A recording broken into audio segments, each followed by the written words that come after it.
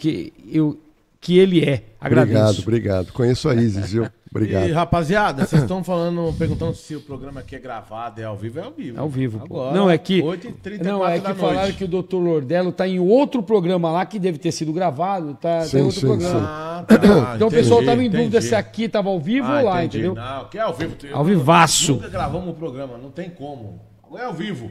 Vamos que tem bastante coisa aqui, ó. Ó, Pedro Tavares. Eu tenho uns cortes que eu olhei e falei, nossa, ele vai falar disso daí que eu sou. Tipo, parece que eu tô na TV, assim, conte. Não, todos os casos, Danilo, todos os casos de grande repercussão, eu cubro desde o caso da família Richthofen. Então, todos esses casos eu participei, eu tive acesso eu entrevistei, eu tive acesso a um monte de coisa e eu posso falar particularidades. Sim. E eu vou falar uma para você. Já que eu vejo que o Snyder está ansioso. Não, a gente tá aqui que nem... Vai falar. Caso Bruno. Morte de Elisa Samúdio. Que é um dos poucos casos do Brasil aonde uma pessoa que não foi encontrada tem certidão de óbito. Olha que loucura isso.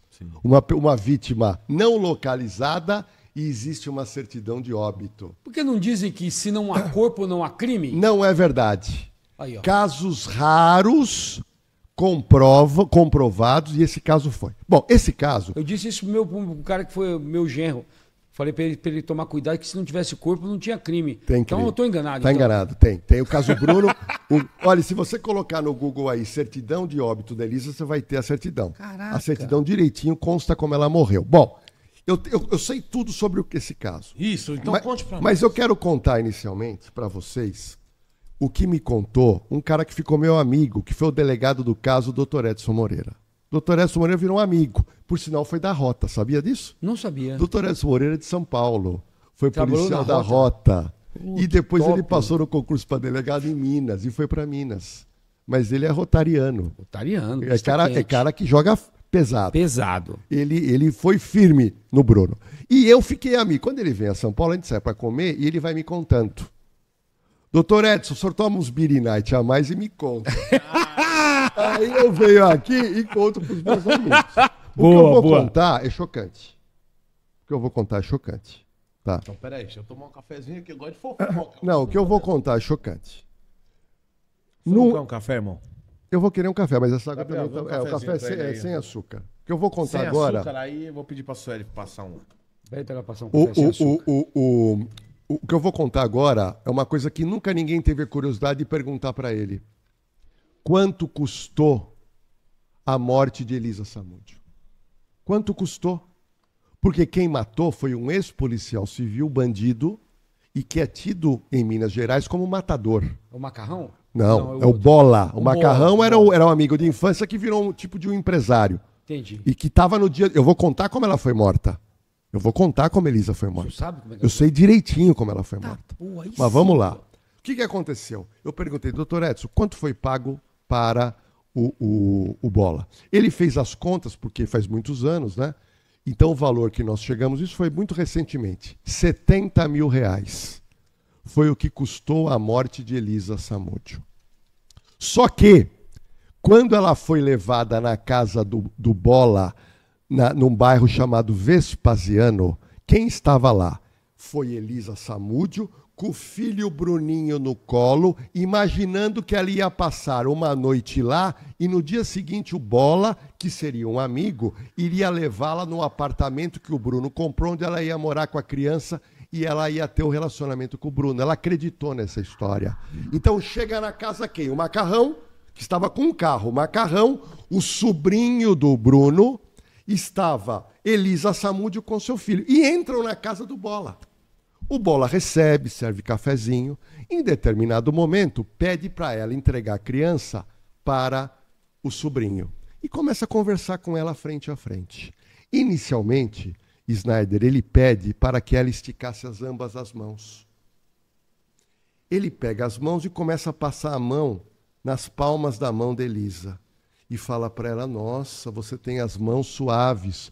Você não é de cozinhar e lavar roupa. Ela falou, não sou. Nossa, você tem as mãos muito bonitas.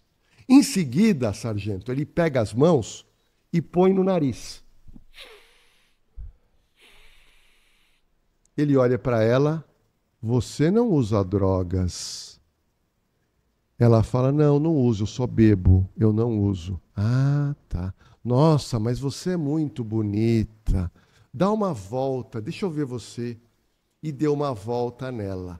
Quando ele deu a volta nela, ele agarra ela pelo pescoço, dá um mata-leão, quebra o pescoço e derruba Elisa Samúdio no meio da sala.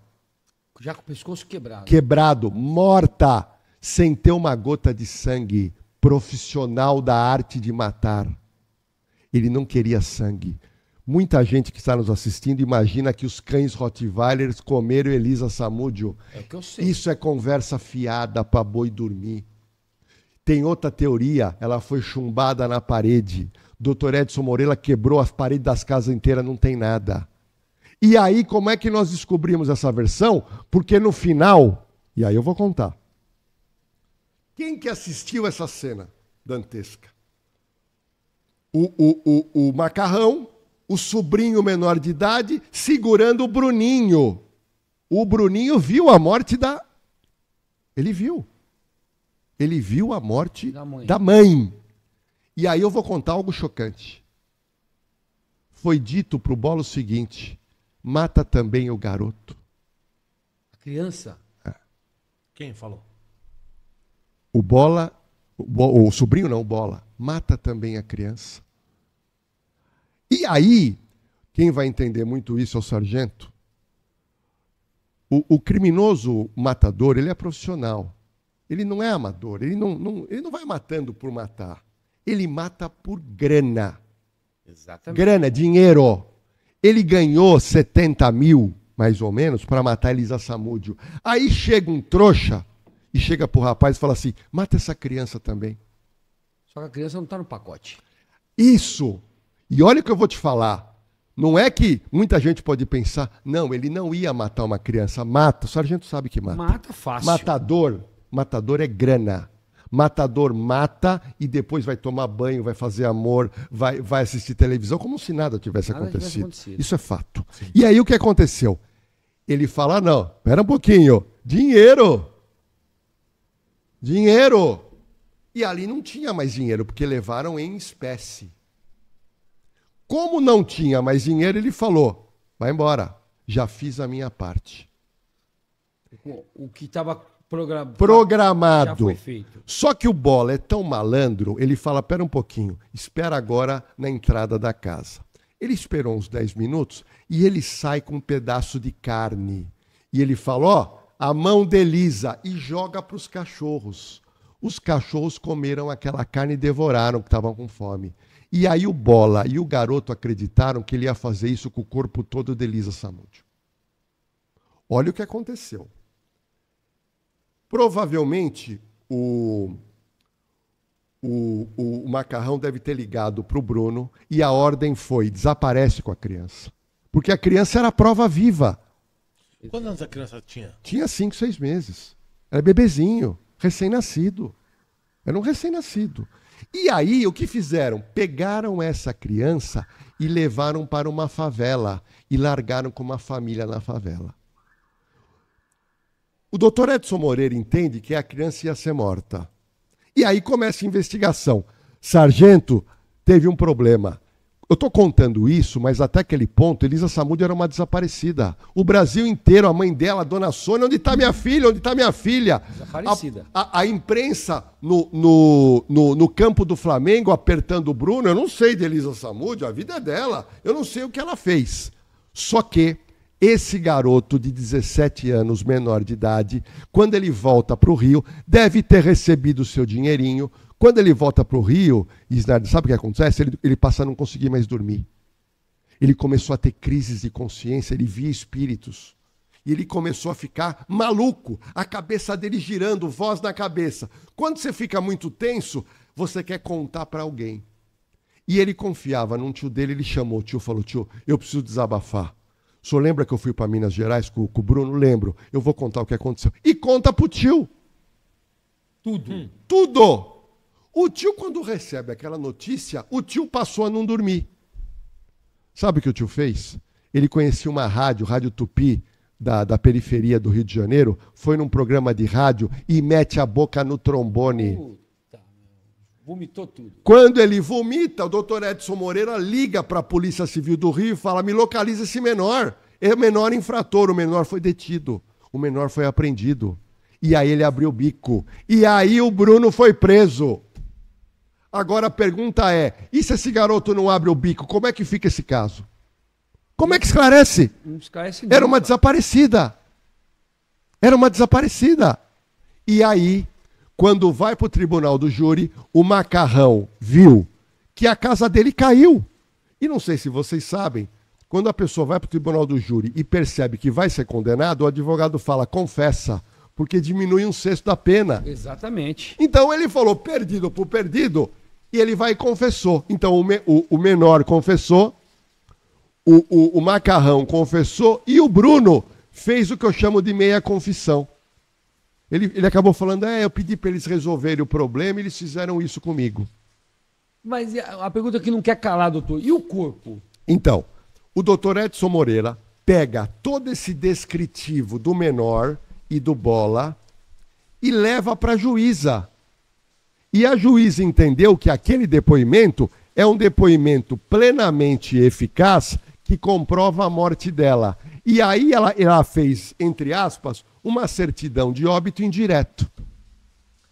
Indireto. Então é um caso raro. Você que está aí, digita aí no Google: certidão de óbito de Elisa Samúdio, vai aparecer, que é a certidão de óbito de uma pessoa que sumiu. E por que não encontrou o corpo? Porque só o Bola sabe onde está. Matador profissional. Só o Bola sabe Mas onde tem está. um corpo.